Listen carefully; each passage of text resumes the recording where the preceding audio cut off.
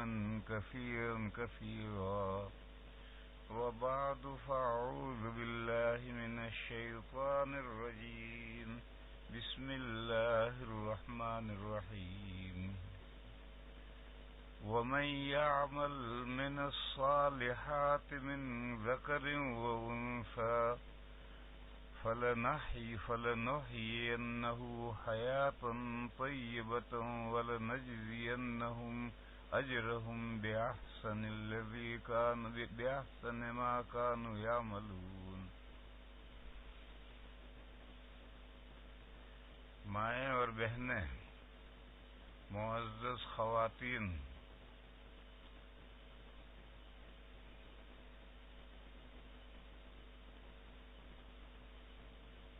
ہماری زندگی ایک یہ دنیا کی زندگی ہے اور ایک زندگی آگے آنے والی ہے. ہر مومن کا یہ یقین ہے کہ دنیا کی زندگی کے بعد آخرت کی زندگی آنے والی ہے. انسان یہ چاہتا ہے کہ اس زندگی کو بھی کمفرٹیبل بنائے، آرام دہ بنائے، اور دوسری زندگی جو آئے گی اس کو بھی آرام دہ بنائے. انسان تکلیف نہ اس دنیا میں سہنا برداشت کرنا چاہتا ہے، نہ آنے والی دنیا میں انسان تکلیف برداشت کرنا چاہتا ہے. دنیا میں بھی اچھی زندگی جینا چاہتا ہے، آخرت میں بھی اچھی زندگی جینا چاہتا ہے. اللہ جل شانہ وعظم نوالہ نے دونوں زندگیوں کو بہترین بنانے کے لیے ایک ہی طریقہ رکھا ہے. وہ طریقہ کیا ہے؟ اللہ جو زندگی انسان کے لیے چاہتے ہیں انسان وہی زندگی گزارے دنیا میں، تو آخرت میں اس کا کلیان ہوگا، آخرت میں اس کا بھلا ہوگا، آخرت میں جنت نشیں ہوگا، آخرت میں باغ و بہار کا مالک ہوگا. اور اگر اس دنیا میں اس نے زندگی گزاری ایسی کہ جو اللہ کو پسند نہیں ہے، اللہ کی مرضی نہیں ہے، تو اس دنیا میں بھی پریشان رہے گا اور آخرت میں بھی پریشان رہے گا. میری بہنوں، وہ زندگی جو اللہ کو اس دنیا میں پسند ہے، جس پر آنے والی زندگی ڈیپینڈ ہے، موقوف ہے، جیسی زندگی یہاں گزارو گے، انسان جیسی زندگی یہاں گزارے گا ویسی ہی زندگی آگے بھی گزارے گا. قرآن کریم میں اللہ پاک نے ارشاد فرمایا، جو بھی شخص نیک ایمان لایا ہے اور نیک عمل کیا ہے، ایمان اور نیک عمل، فَلَنُحْيِيَنَّهُ حَيَاةً طَيِّبَةً، تو ہم اس کو ستھری پاکیزہ زندگی عنایت فرمائیں گے، اس دنیا میں بھی اور آخرت میں بھی.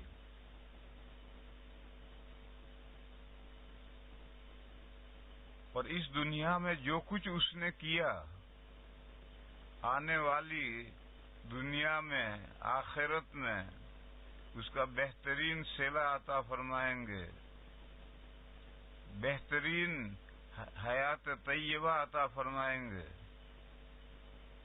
1 کا 10 گنا عوض ملے گا، اور 10 گنا سے زائد جتنا اللہ تعالی چاہیں گے اتنا عوض عطا فرمائیں گے. فَلَنُحْيِيَنَّهُ حَيَاةً طَيِّبَةً، ہم اس کو اگلی زندگی کے اندر بہترین زندگی عطا فرمائیں گے، اور اس دنیا میں بھی بہترین زندگی عطا فرمائیں گے. اور جو کچھ اس نے اس دنیا میں کیا ہے اس کا بہتر سے بہتر بدلہ اللہ تعالی آخرت میں عنایت فرمائیں گے۔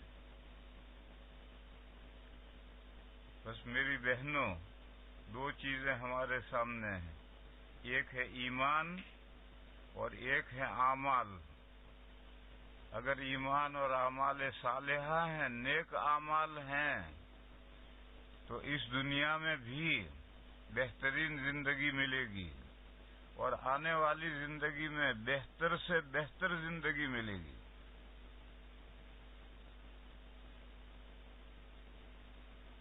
لہذا سمجھنے کی بات یہ ہے کہ ایمان کیا ہے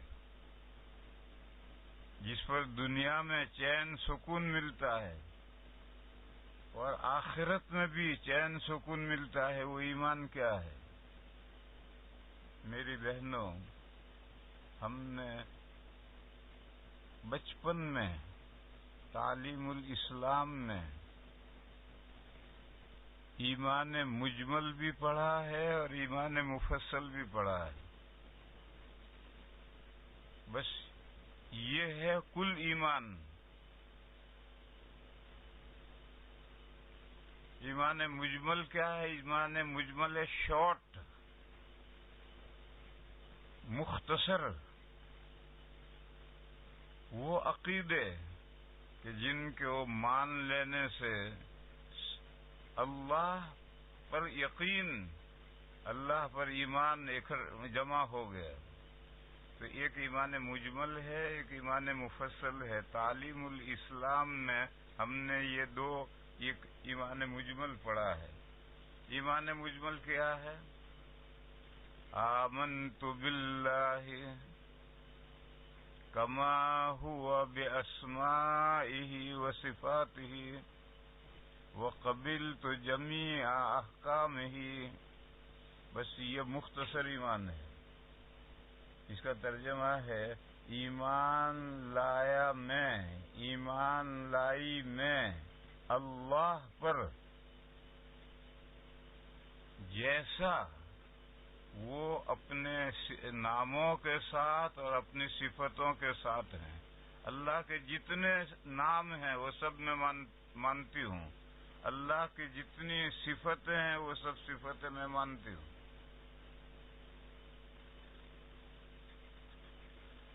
اللہ کے نام کیا ہیں اور اللہ کی صفتیں کیا ہیں؟ میری بہنوں، اس کو یوں سمجھو جیسے ہمارے نام بھی ہیں، ہماری صفتیں بھی ہیں۔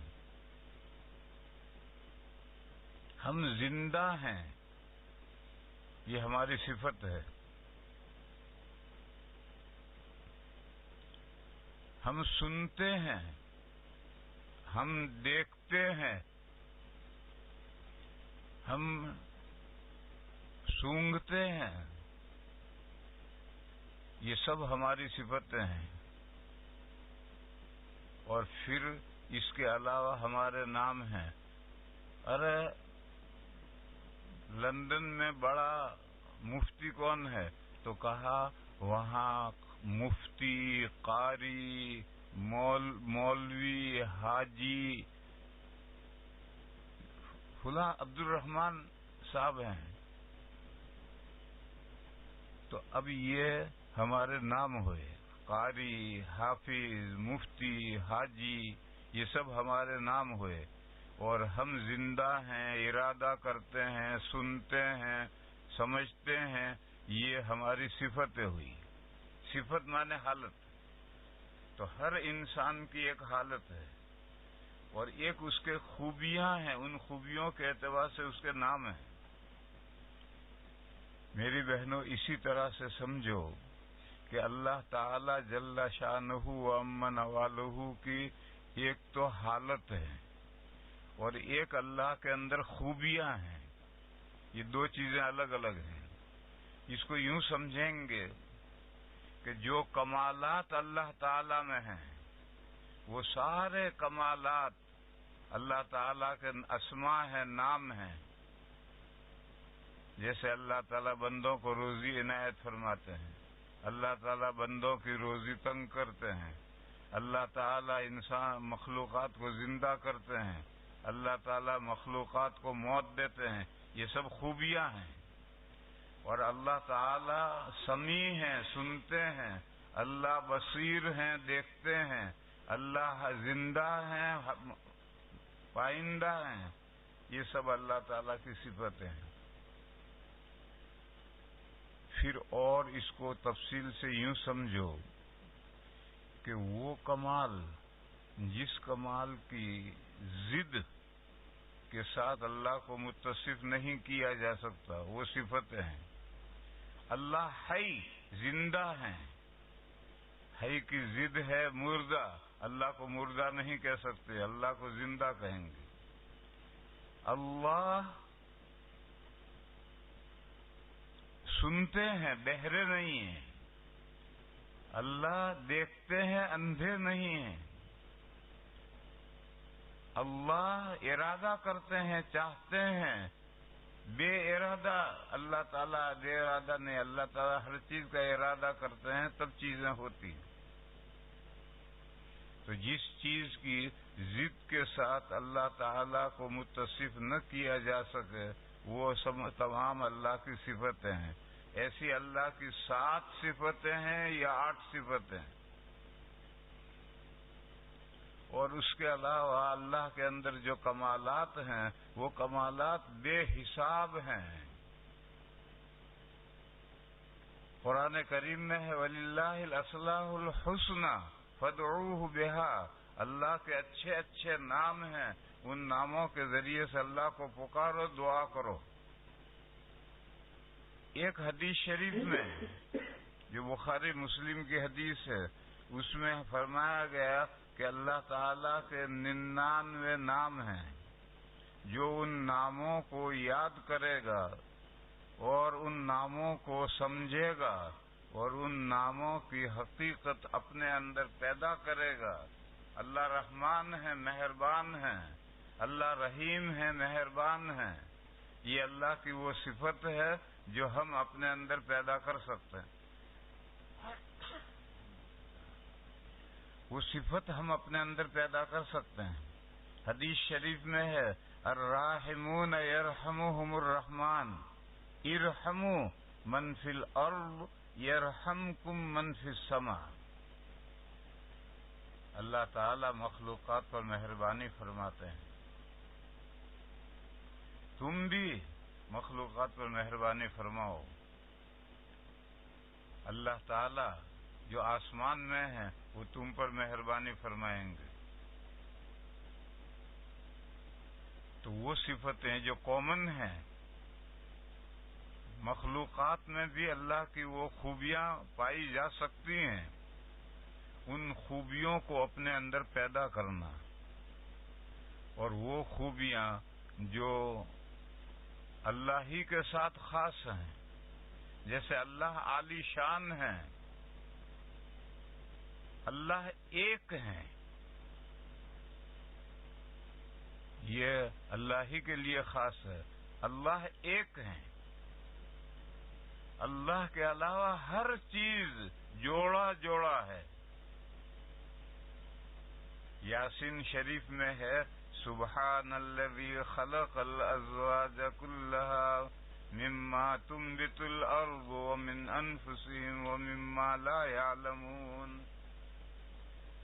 پاک ہے وہ اللہ جس نے ہر چیز کو جوڑا جوڑا بنایا، بس اللہ کا کوئی جوڑا نہیں، وہ جوڑا ہونے سے پاک ہے، وہ وحدہ لا شریک لہ ہے، وہ تنہا ہے، اکیلا ہے، اس کا کوئی پارٹنر اور کوئی شریک نہیں۔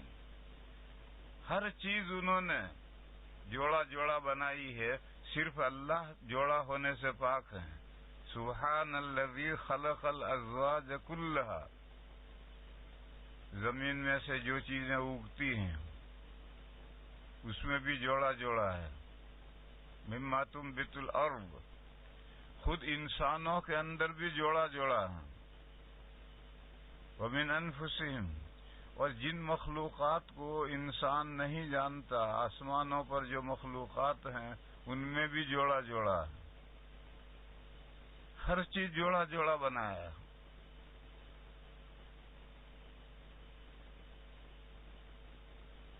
دیکھو،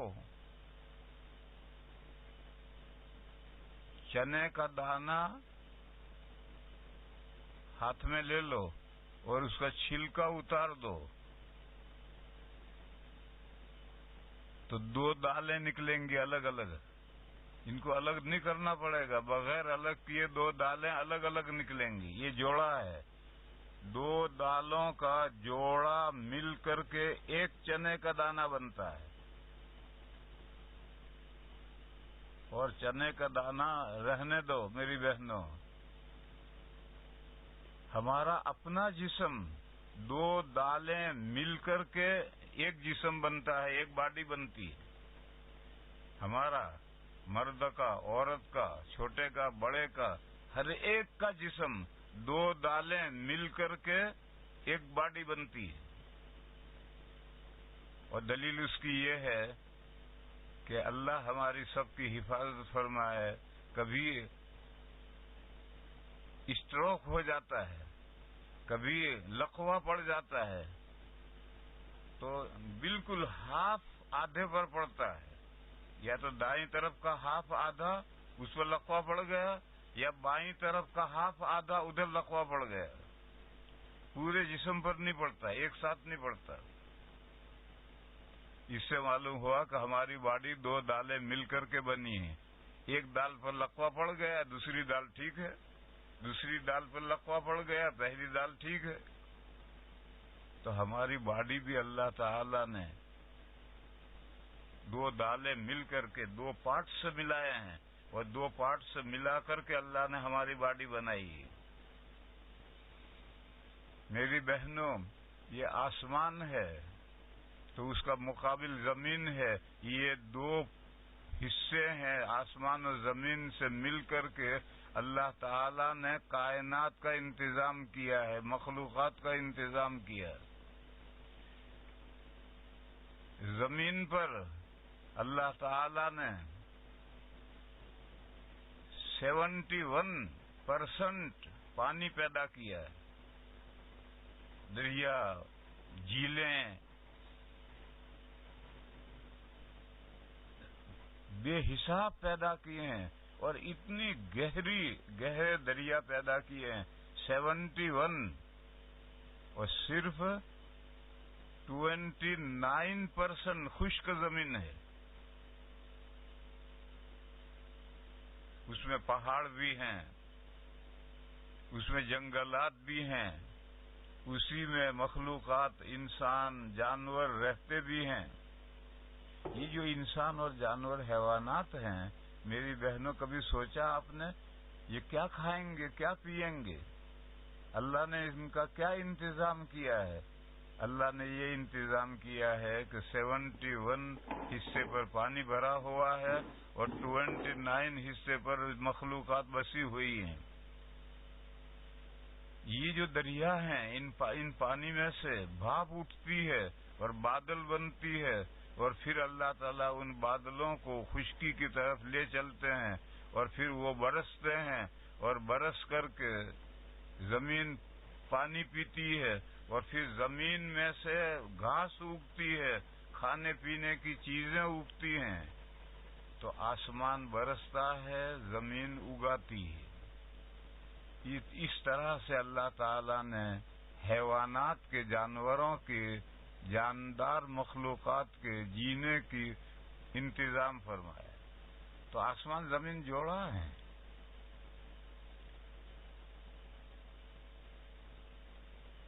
ہم جو کپڑے پہنتے ہیں تو کرتا پاجامہ، اس کو جوڑا کہتے ہیں، اور ہم جو جوتے پہنتے ہیں تو دو جوتے جوڑا کہلاتے ہیں۔ مرد اور عورت جوڑا کہلاتے ہیں۔ اس طرح اللہ تعالیٰ نے سورہ یاسین شریف میں فرمایا ہے کہ اللہ نے پوری کائنات جوڑا جوڑا بنائی ہے۔ آسمانوں سے نیچے جتنی کائنات ہے وہ بھی جوڑا ہے، اور آسمانوں کے اوپر جو ہیں وہ بھی جوڑا ہے۔ www.attableek.com The Reviver of Iman۔ قل هو اللہ احد، بتا دو کہ ہمارا پروردگار، ہمارا پالنہار جس نے ہمیں پیدا کیا ہے وہ الون، ایک ہے، احد۔ قل هو اللہ احد، آپ لوگوں کو بتلا دیں کہ اللہ الون ہے، یگانہ ہے، اکیلا ہے، اس کا کوئی جوڑا نہیں۔ پھر سوال پیدا ہوتا ہے کہ جب اللہ اکیلا ہے تو اکیلے کیسے کام چلے گا؟ مرد اکیلا ہو، عورت اکیلی ہو تو نسل کیسے چلے گی؟ پاجامہ صرف پہن کر کے سڑک پر نکلے تو کیسا بھونڈا معلوم ہوگا؟ کرتا صرف پہن کر کے سڑک پر نکلے تو کیسا بھونڈا معلوم ہوگا؟ تو اللہ اکیلے ہے تو اکیلے کیسے؟ تو فرمایا اللہ الصمد، اللہ بے نیاز ہے، وہ کسی کا محتاج نہیں ہے، وہ اکیلا ہی سب کچھ کرتا ہے۔ میری بہنوں، کبھی آپ کے ذہن میں یہ سوال آیا ہوگا کہ اللہ تعالیٰ کے بے شمار فرشتے ہیں، اللہ تعالیٰ ان فرشتوں سے کام لیتے ہیں۔ آسمان و زمین میں بے شمار ڈیوٹیاں فرشتوں کی لگی ہوئی ہیں، انسان کے ساتھ بھی فرشتے لگے ہوئے ہیں، تو اللہ اکیلے کہاں ہیں؟ اللہ تعالیٰ تو فرشتوں سے بھی کام لیتے ہیں۔ تو میری بہنوں، اس کو سمجھنا چاہیے کہ جیسے ایک بڑا کارخانہ ہو، اس میں 500 ملازمین ہوں، تو یہ 500 ملازمین ہیں، باس نہیں ہیں۔ اسی طریقے پر اللہ تعالیٰ فرشتوں سے کام لیتے ہیں، مگر باس اللہ ہیں، تمام فرشتے نوکر ہیں، اور اللہ کو نوکروں کی ضرورت نہیں ہے، لیکن فرشتوں سے کام اس لیے لیتے ہیں کہ اللہ تعالیٰ جل شانہ و عم نوالہ اکیلے ہی ہر چیز کے مالک ہیں، اور اگر اللہ تعالیٰ ان سے کام فرشتوں سے نہ لیں تو اللہ تعالیٰ بغیر ان نوکروں کے بھی اللہ تعالیٰ سب کام کر سکتے ہیں۔ اللہ بے نیاز ہیں، اللہ کو کسی کی حاجت نہیں ہے، اللہ تعالیٰ اکیلے جب کوئی کام کرنا چاہتے ہیں تو ہو جا فرماتے ہیں تو وہ کام ہو جاتا ہے۔ تو اس مثال کو میرے بہنوں سمجھنا چاہیے۔ اللہ تعالیٰ فرشتوں سے کام لیتے ہیں جیسے باس نوکروں سے کام لیتا ہے۔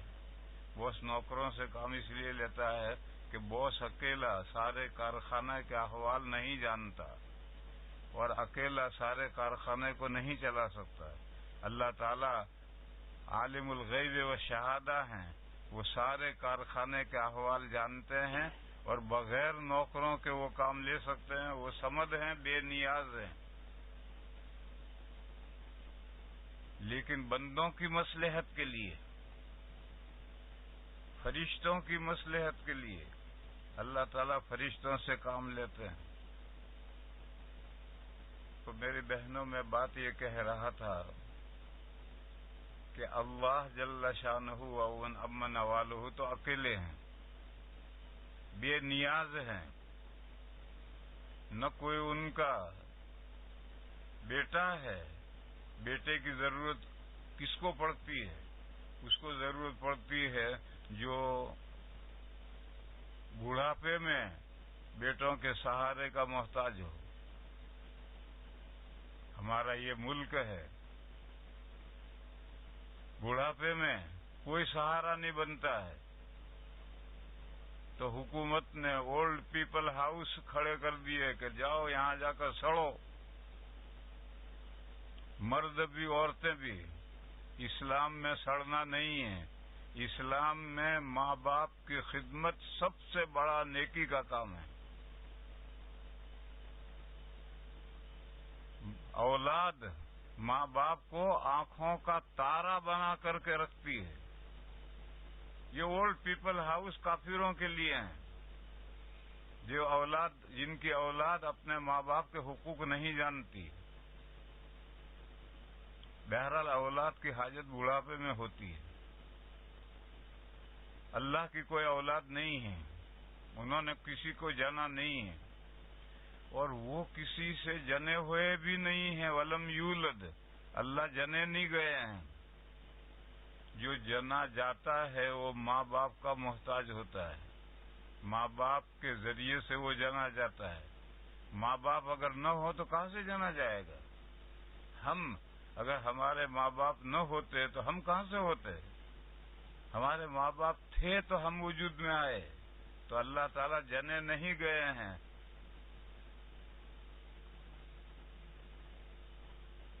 وہ ماں باپ کے بھی محتاج نہیں ہے اور اولاد کے بھی محتاج نہیں ہے.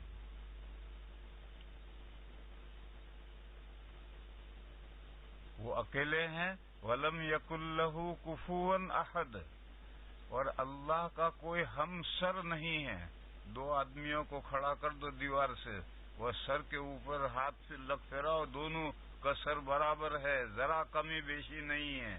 ایسا اللہ کے ساتھ کوئی ہمسر، دونوں کا سر برابر. اللہ کے ساتھ اللہ کا کوئی ہمسر بھی نہیں ہے. بہرحال اللہ پر ایمان لاؤ. جو اللہ کی صفتیں ہیں، میں نے بتلایا کہ 7 یا 8 صفتیں ہیں، ان صفتوں پر ایمان لاؤ. اور اللہ کے اچھے اچھے نام ہیں، اللہ کے اندر خوبیاں ہیں جن کا حدیثوں میں ذکر آیا ہے، قرآن کریم میں ذکر آیا ہے، ان پر ایمان لاؤ. ایک کہو آمنت باللہ، ایمان لائی میں اللہ پر، کما ہوا باسمائہ و صفاتہ، جیسا کہ وہ اللہ تعالی اپنے ناموں کے ساتھ ہیں اور اپنی صفتوں کے ساتھ ہیں. اللہ کی تمام صفتوں کو بھی میں مانتی ہوں اور اللہ کے تمام ناموں کو بھی مانتی ہوں. بس ایک بات. دوسری بات ہے وَقَبِلْتُ جَمِيعَ أَحْكَامِهِ، اور اللہ نے جتنے احکام بھیجے ہیں دنیا میں ان تمام احکام کو میں قبول کرتی ہوں، میں مانتی ہوں، ان پر میں عمل کرتی ہوں. تمام احکام، کرنے کے کام، نہ کرنے کے کام. نماز پڑھو، روزے رکھو، زکوٰۃ دو، حج ادا کرو، یہ کرنے کے کام ہیں. اور نہ کرنے کے کام کیا ہیں؟ نہ کرنے کے کام ہیں اللہ کے ساتھ کسی کو شریک مت ٹھہراؤ. اللہ تعالی جیسی اللہ کی صفتیں ہیں، اللہ کے نام ہے، اس راہ سے ایمان لاؤ. چوری مت کرو، زنا مت کرو، کسی پر جادو مت کرو، کسی ایسی عورت جو گناہ سے بے خبر ہے اس پر زنا کی تہمت مت لگاؤ. یہ بڑے بڑے گناہ ہیں. یہی اللہ کے احکام ہیں. جو کرنے کے کام ہیں وہ اللہ کے احکام ہے، اور جن کاموں سے بچنا ہے وہ بھی اللہ کے احکام ہیں. تو یہ کہو کہ میں نے اللہ کے احکام قبول کیے، اس کے سارے احکام قبول کیے. وَقَبِلْتُ جَمِيعَ أَحْكَامِهِ، میں نے اللہ کے سارے احکام قبول کیے. یہ ایمان مجمل ہے. میری بہنوں، اس ایمان مجمل میں سب کچھ آ گیا ہے. میں اللہ کو مانتی ہوں جیسے وہ اپنی صفت، جیسی ان کی صفتیں ہیں، جیسے ان کے کمالات ہیں، نام ہیں، ان ناموں کے ساتھ میں مانتی ہوں.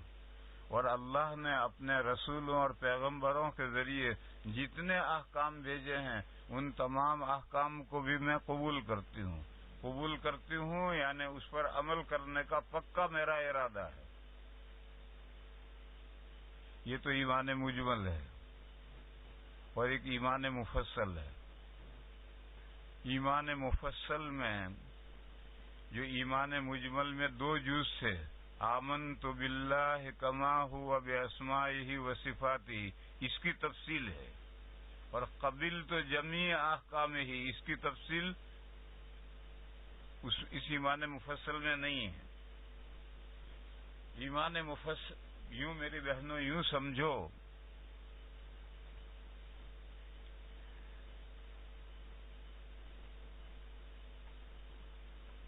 کہ اللہ نے جو دین نبیوں کے ذریعے سے ہمارے پاس بھیجا ہے، وہ دین دو چیزوں کا مجموعہ ہے، عقیدے اور عمل۔ یہ نماز، روزہ، زکوٰۃ، حج وغیرہ یہ عمل ہے، اور عقیدے، وہ عقیدے 7 ہیں جو ایمان مفصل میں آئے ہیں۔ آمنت باللہ، میں اللہ پر ایمان لائی، وملائکتہ، اور اللہ کے فرشتوں پر میں ایمان لائی۔ فرشتے ایک نورانی مخلوق ہے، نورانی مخلوق ہے۔ کیسی؟ ہم اپنے گھر میں، اپنے کمرے میں بتی جلاتے ہیں، راڈ جلاتے ہیں تو سارا کمرہ روشن ہو جاتا ہے۔ بس یہ ایک مثال ہے، اس سے سمجھو کہ فرشتے ایسے ہیں جیسے ہمارے، ان کے بھی ہاتھ ہیں، پیر ہیں، چہرہ ہے، بازو ہیں، سب کچھ ہے، مگر اس کی مثال وہ نور سے پیدا ہوئے ہیں۔ جیسے کمرے میں راڈ جلانے سے، کمرے میں ٹیوب جلانے سے سارا کمرہ روشن ہو جاتا ہے، اسی طرح سے یہ فرشتوں کا وجود ایسا ہی ہے۔ ان فرشتوں پر ایمان لانا کیوں ضروری ہے؟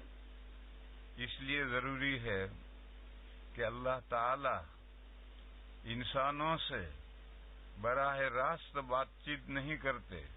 اللہ تعالیٰ اپنی کتابیں آسمان سے براہ راست انسانوں کے پاس نہیں بھیجتے، فرشتوں کے واسطے سے بھیجتے۔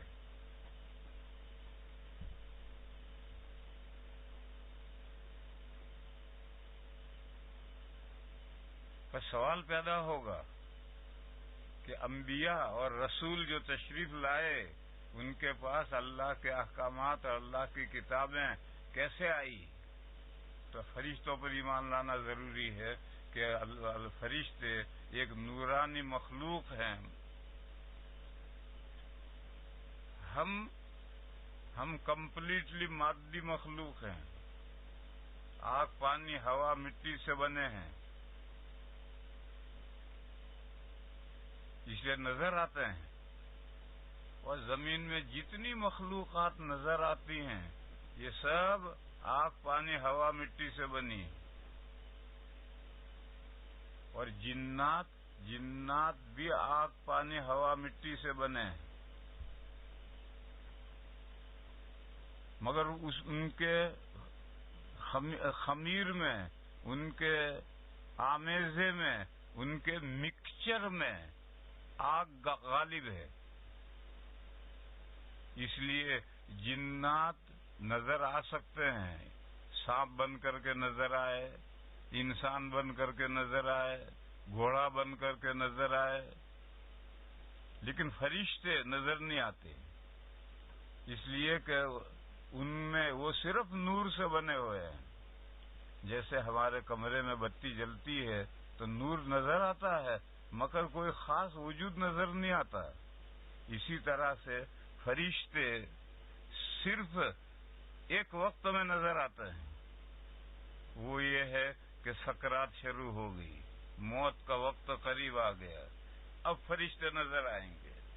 مرنے والے کو فرشتے نظر آتے ہیں جب سکرات شروع ہو جاتی ہے، اور اس وقت ہر آدمی ایمان لے آتا ہے، مگر اس وقت کا ایمان لانا معتبر نہیں۔ تو میری بہنوں، میں سمجھا رہا ہوں کہ ہم انسان اور زمین پر جتنی مخلوقات نظر آتی ہے، وہ آگ، پانی، ہوا، مٹی، چاروں عنصروں سے بنی ہے، اور مٹی غالب ہے، اس لیے ہر وقت نظر آتا ہے انسان، گھوڑا، گدھا، چوہا، بلی سب نظر آتے ہیں،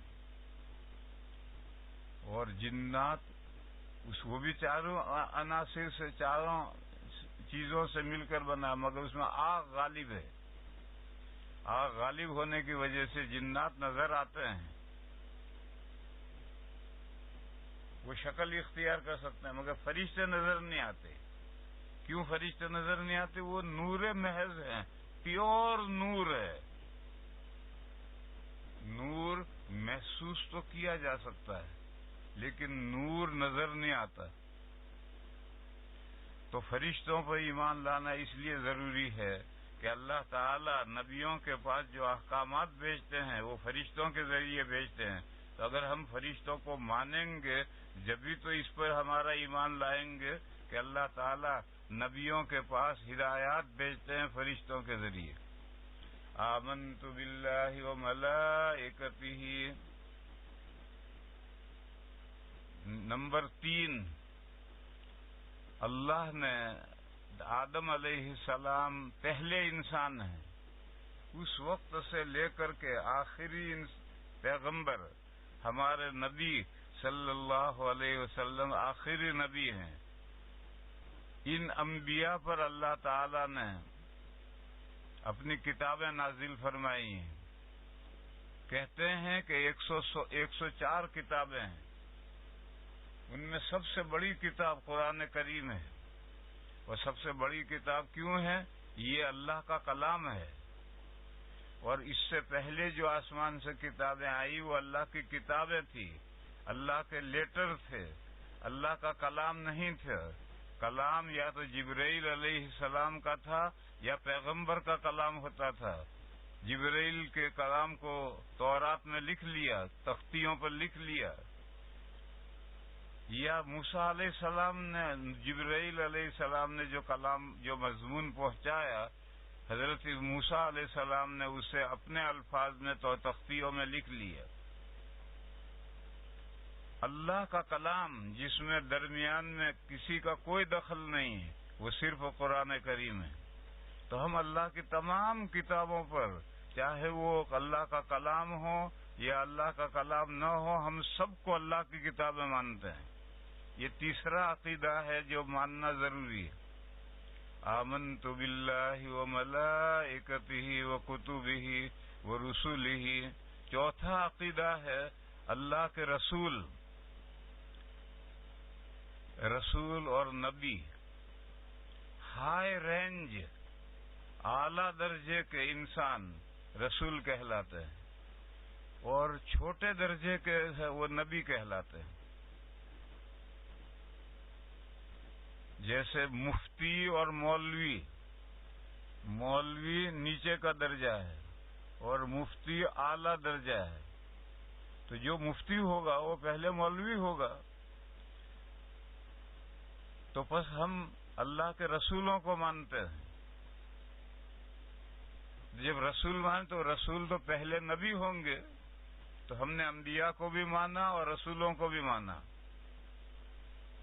رسول وہ بڑی ہستیاں ہیں جن کو اللہ تعالی نے اپنی کتابیں دی ہیں، اور نبی وہ ہستیاں ہیں جن کو پہلے کے سابق نبی کی کتاب کی تبلیغ کا حکم دیا گیا ہے، ان کو نئی کتاب نہیں دی گئی۔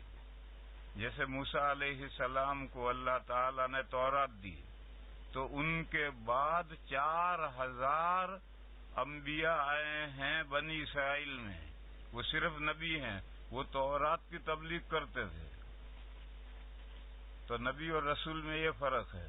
اور جب ہم نے مان لیا کہ ہمارے گاؤں میں مفتی صاحب ہیں، تو مان لیا کہ مولوی صاحب بھی ہیں، کیونکہ مولوی بنے بغیر مفتی نہیں بن سکتا۔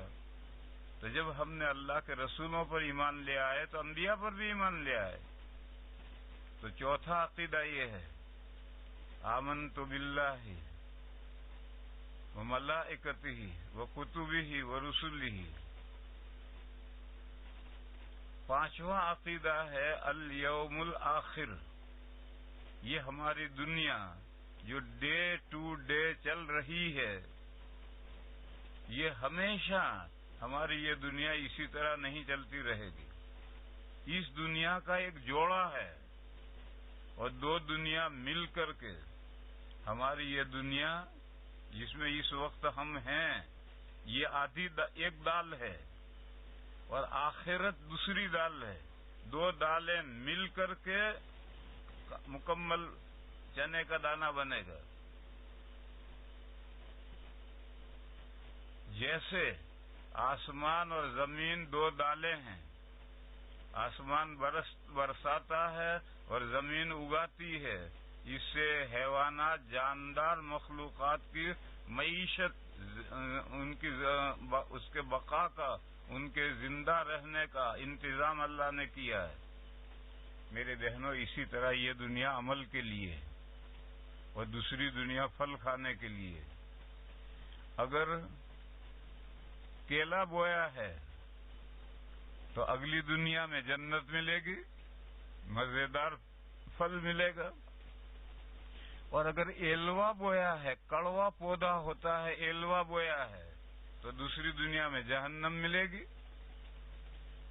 اس دنیا میں ایک ہی کھیت میں کیلا بھی ہوتا ہے اور وہیں ایلوا بھی اگتا ہے، لیکن دوسری دنیا میں جا کر ایلوا اور کیلا الگ الگ ہو جائیں گے.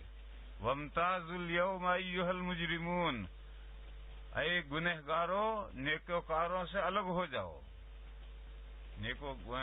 نیکوکاروں کا بدلہ جگہ جنت ہے، اور بدکاروں کا، برے کام کرنے والوں کا بدلہ جہنم ہے. تو جس طرح سے آسمان زمین جوڑا ہے،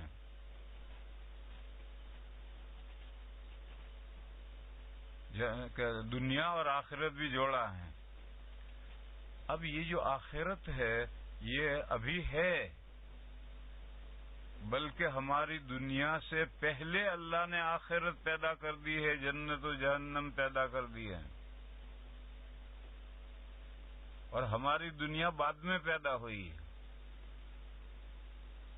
تو آخرت بھی پیدا ہوئی ہے، جنت بھی، دنیا بھی پیدا ہوئی ہے. پھر ہماری یہ دنیا جو ڈے ٹو ڈے چل رہی ہے، یہ چلتے چلتے اس کا ایک لاسٹ ڈے آئے گا، الیوم الآخر، آخری لاسٹ ڈے آئے گا. وہی قیامت کا دن ہے. اس میں ساری مخلوقات جو مر گئی ہیں دوبارہ زندہ کی جائیں گی، ان کا حساب کتاب ہوگا. پھر جنتی جنت میں پہنچائے جائیں گے، جہنمی جہنم میں پہنچائے جائیں گے. یہ عقیدہ رکھنا ضروری ہے، الیوم الآخر.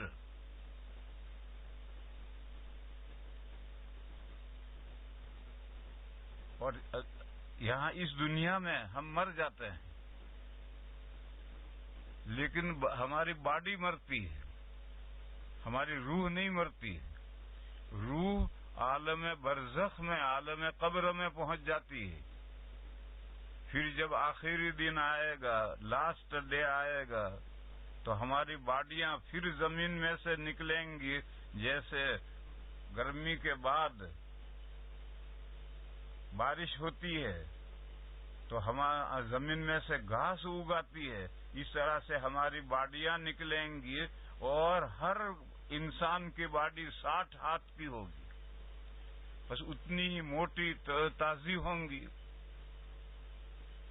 جب یہ باڈیاں زمین میں سے نکل آئیں گی تو یہ روحیں جو عالم برزخ میں گئی ہیں وہاں سے چھوڑی جائیں گی، اور یہ روحیں ریوس آئیں گی، واپس آ کر کے اپنی اپنی باڈیوں میں وہ روحیں داخل ہو جائیں گی. اور اب روحیں اپنی باڈیوں میں داخل ہوئی، نئی زندگی شروع ہو گئی.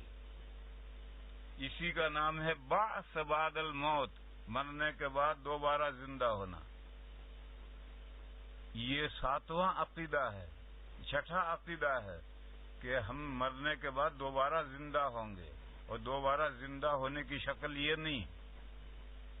دیکھو، ہم پہلی مرتبہ جو زندہ ہوتے ہیں اس کی شکل تو یہ ہوتی ہے میری بہنوں کہ جب دادا آدم کو پیدا کیا تھا تو اللہ تعالیٰ نے ان کی پیٹھ سے ان کی تمام اولاد کو جو قیامت تک پیدا ہونے والی تھی، مرد اور عورتیں، اچھے اور برے، سب کو اللہ نے پیدا کیا تھا۔ دائیں پیٹھ پر ہاتھ، دادا کی دائیں پیٹھ پر ہاتھ پھیرا تو تمام نیک لوگ نکل آئے، بائیں پیٹھ پر ہاتھ پھیرا اللہ نے تو تمام برے لوگ نکل آئے۔ پھر اللہ تعالیٰ نے کلاس لی، تمام انسانوں کو، یہ انسانوں کی روحیں پیدا ہوئی ہیں، یہ اجسام نہیں پیدا ہوئے، روحیں پیدا ہوئی۔ ان تمام روحوں کو اللہ نے اپنی پہچان کروائی، اور پھر اللہ تعالیٰ نے ان کا امتحان لیا، ایگزام لیا، اور ون کوشچن، ایک سوال دیا، الست بربکم، کیا میں تمہارا پروردگار نہیں ہوں؟ تو سب نے بیک زبان کہا بلا، کیوں نہیں؟ اگر آپ پروردگار نہیں ہیں تو اور کون پروردگار ہو سکتا ہے؟ پھر اس کے بعد میں وہ سب روحیں عالم ارواح میں رکھ دی گئی تھی۔ پھر جب کسی روح کے اس دنیا میں آنے کا وقت ہوتا ہے تو ماں کے پیٹ میں انسان کی باڈی بنتی ہے۔ پھر جب 5 مہینے میں باڈی تیار ہو جاتی ہے تو اللہ تعالیٰ فرشتے کو حکم دیتے ہیں، اور وہ فرشتہ عالم ارواح سے اس روح کو لا کر کے ماں کے پیٹ میں باڈی میں ڈال دیتا ہے۔ رات کو عورت سوتی ہے، کوئی حرکت پیٹ میں نہیں ہے، صبح اٹھتی ہے تو پیٹ میں بچہ گھوم رہا ہے۔ کب پیدا ہو گیا؟ جب فرشتے نے روح لا کر ڈالی۔ جیسے یہ اس دنیا میں تو ہم یوں وجود میں آتے ہیں، پھر وہ روح باڈی میں آئی، پھر 4 مہینے ماں کے پیٹ میں اس کو رکھا جاتا ہے۔ وہ انکیوبیٹر ہے، جو بچہ 6-7 مہینے میں پیدا ہو جاتا ہے اسے ہاسپٹل میں انکیوبیٹر میں رکھتے ہیں۔ تو یہ ماں کا پیٹ انکیوبیٹر ہے، 4 مہینے یہاں بچہ رہتا ہے، پھر دنیا میں آنے کے قابل ہوتا ہے تو اب بچہ پیدا ہوتا ہے۔ پیدا فارسی لفظ ہے، اس کے معنی ہے ظاہر ہوتا ہے۔ اور جب قیامت کے دن، آخری دن، لاسٹ ڈے، جب دوبارہ پیدا ہونا تو پھر کیا شکل ہوگی؟ بارش برسے گی، اور جیسے گرمیوں میں بارش برستی ہے اور پھر گھاس اگاتی ہے، اسی طرح سے بارش برسے گی اور زمین میں سے اجسام، باڈیاں نکلیں گی جیسے گھاس نکلتی ہے، اور ہر باڈی 60 ہاتھ کی ہوگی۔ پھر اس کے بعد میں جو روحیں مرنے پر بدن سے الگ ہو کر عالم قبر میں چلی گئی ہیں، ان کو ریورس بھیجا جائے گا، واپس آئیں گے، اور ہر باڈی اپنے جسم میں داخل ہو جائے گی۔ یہ ہے مرنے کے بعد دوبارہ زندہ ہونا۔ یہ 6واں عقیدہ ہے جس کا ماننا ضروری ہے۔ عقیدے کل بنیادی عقیدے 7 ہیں، ویسے بہشتی زیور میں 50 عقیدے ہیں، تعلیم الاسلام میں 25 عقیدے ہیں، مگر یہ ربڑ 1 انچ کا ربڑ 2 طرف سے پکڑ کر کھینچو گے تو 1 بالش کا ہو جائے گا۔ اسی طرح سے یہ 7 عقیدے جو ہیں یہی کھینچے گئے ہیں تو عقیدے بڑھ گئے، باقی اصل عقیدے 7 ہیں۔ یہ مثال ہے۔ اللہ کے فرشتوں پر ایمان لانا ضروری ہے۔ پھر بہشتی زیور میں پڑھیو کہ یہ ایک عقیدہ، الگ عقیدہ ہے کہ فرشتے نور سے بنے ہیں، تو فرشتوں پر ایمان لانا ہے، فرشتہ نور سے بنے ہیں۔ فرشتے مرد اور عورت نہیں ہیں، تیسرا عقیدہ ہو گیا، نہ مرد ہیں نہ عورت ہیں۔ فرشتے عام طور پر نظر نہیں آتے، ایسے ربڑ کو جب کھینچیں گے تو دوسرے عقیدے اس میں سے نکلتے چلے جائیں گے، ورنہ اصل عقیدے یہی 7 ہیں۔ 7واں عقیدہ کیا ہے؟ 7واں عقیدہ یہ ہے کہ اللہ تعالی نے پلاننگ کی ہے کہ اس دنیا میں اور آخرت میں کیا چیز انسان کے لیے مفید ہے اور کیا چیز مضر ہے، اس کی پلاننگ کر رکھی۔ والقدر خیرہ و شرہ، بھلی بری تقدیر، اس بھلی بری تقدیر کو لوگ سمجھتے نہیں ہیں. میں سمجھاؤں بہت آسان. بھلی بری تقدیر کا مطلب یہ ہے کہ انسان کے لیے کون سی چیزیں مفید ہیں اور کون سی چیزیں مضر ہیں، اور انسان ہی کے لیے نہیں ہے، ہر مخلوق کے لیے. شیر ہے وہ گوشت کھاتا ہے، گھاس کھائے گا بیمار پڑ جائے گا.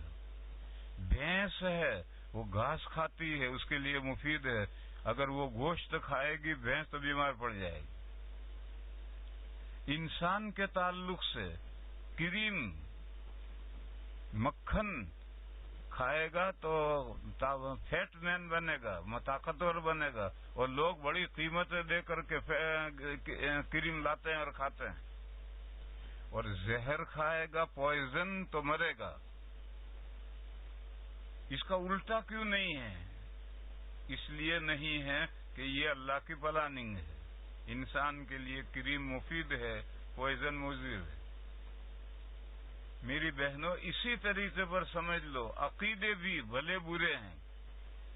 اللہ کے بارے میں یہ عقیدہ رکھنا کہ ایک اللہ، یہ مفید جنت میں لے جانے والا عقیدہ ہے. اور ایک نہیں، دو اللہ. مجوسی کہتے ہیں دو اللہ. تین اللہ، عیسائی کہتے ہیں تین اللہ. کروڑوں اللہ، ہندو کہتے ہیں کروڑوں اللہ. یہ عقیدے جہنم میں لے جانے والے عقیدے ہیں. اور ایک عقیدہ یہ مفید ہے، جنت میں لے جانے والا ہے. اسی طریقے پر کام دیکھو، دو کام ایک جیسے ہیں.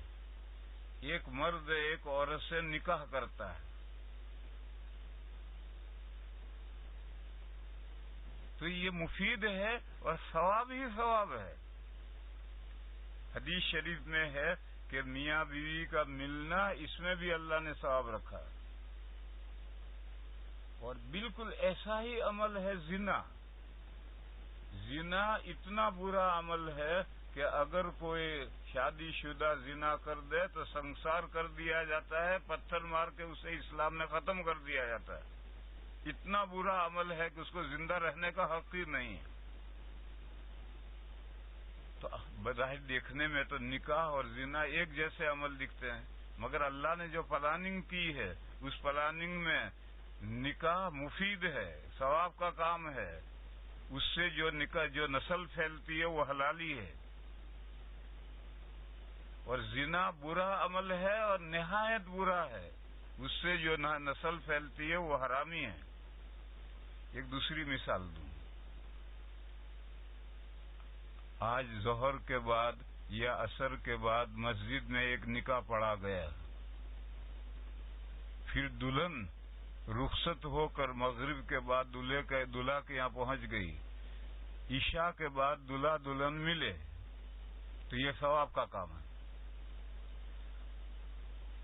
اور ایسا ہی دوسری مثال ہے. ایک لڑکی بالغ ہو گئی، ایک لڑکا بالغ ہو گیا، ابھی منگنی بھی نہیں ہوئی ہے، اور دونوں گھومنا شروع کر دیتے ہیں، پارکوں میں ہوٹلوں میں گھومنا پھرنا شروع کر دیتے ہیں. یہ حرام ہے.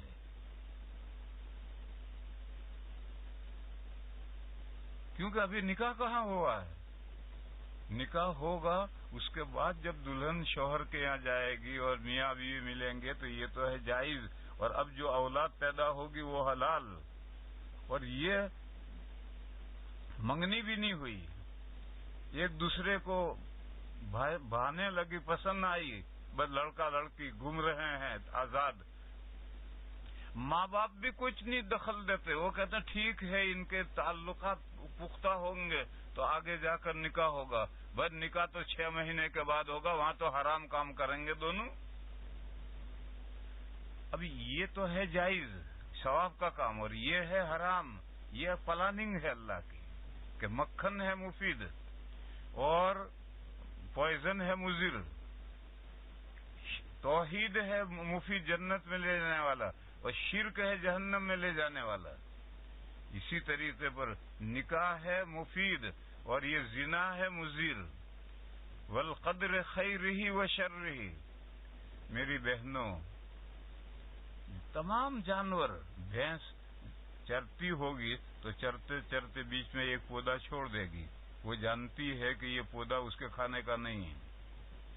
انسان مادیات کی حد تک پوری جز رسی کے ساتھ پابندی کرتا ہے. جو چیزیں مفید ہیں وہ بڑی قیمت دے کر لاتا ہے اور کھاتا ہے، اور جو مضر ہیں ان کے قریب بھی نہیں پڑتا.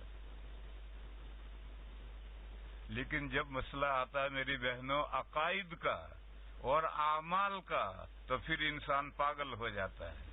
پھر بے شمار انسان ہیں جو شرک کو صحیح سمجھتے ہیں اور ایک خدا کو نہیں مانتے ہیں.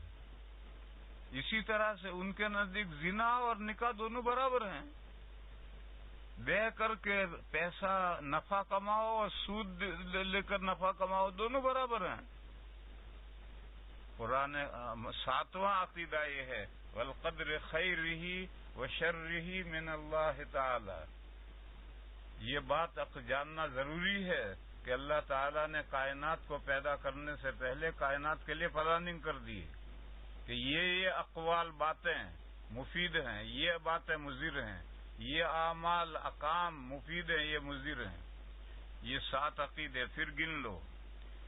آمنت باللہ، ایمان لایا میں اللہ پر، وہ ملائکتہ اور اس کے فرشتوں پر، وہ کتب و رسولہ اور اس کے رسولوں پر، وہ کتبہ اور اس کی کتابوں پر، والیوم الآخر اور اس دنیا کے لاسٹ ڈے پر، آخری دن پر، والیوم الآخر، والبعث بعد الموت اور مرنے کے بعد دوبارہ زندہ ہونے پر میں ایمان لایا، اور والقدر خیرہ وشرہ من اللہ تعالی، اور تقدیر اچھی بری پلاننگ اللہ تعالی نے کر رکھی اور وہ پلاننگ ماننی ہے اور ہر انسان مانتا ہے. کریم پیسے دے کر خرید کے لا کر کھاتا ہے اور پوائزن کے قریب بھی کوئی نہیں جانتا. اسی طرح سے اگر مومن ہے تو جب ضرورت پیش آئے گی فوراً نکاح کرے گا اور نکاح کر کے ثواب کمائے گا. اور اگر مومن نہیں ہے تو پھر بغیر نکاح کے بھی لڑکا لڑکی گھومیں گے پھریں گے اور ماں باپ بھی دیکھیں گے اور دیوس بھڑوے بنے رہیں گے اور روکیں گے نہیں، نہ بیٹی کو روکیں گے نہ بیٹے کو روکیں گے. حالانکہ تقدیر پر اگر ایمان تقدیر اس کا نام ہے.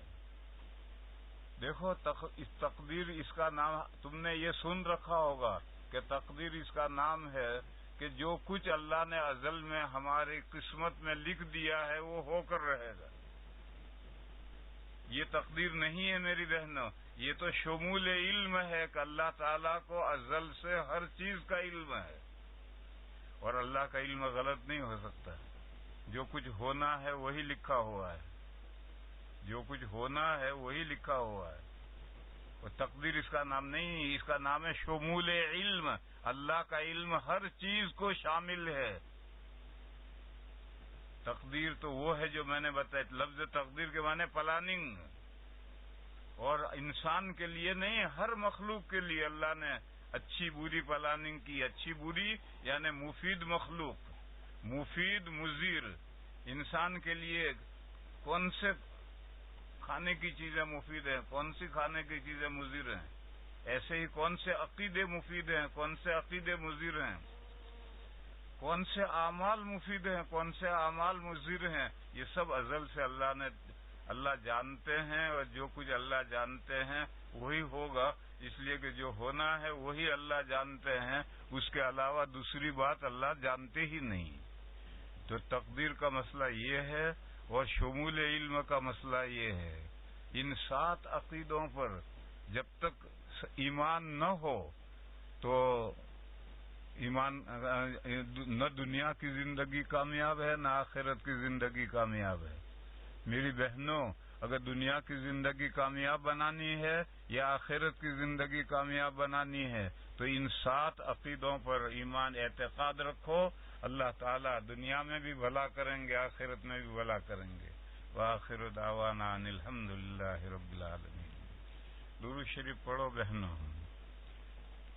اللهم صل وسلم وبارك على سيدنا ومولانا محمد وعلى آل سيدنا ومولانا محمد بعدد من صلى وسلم.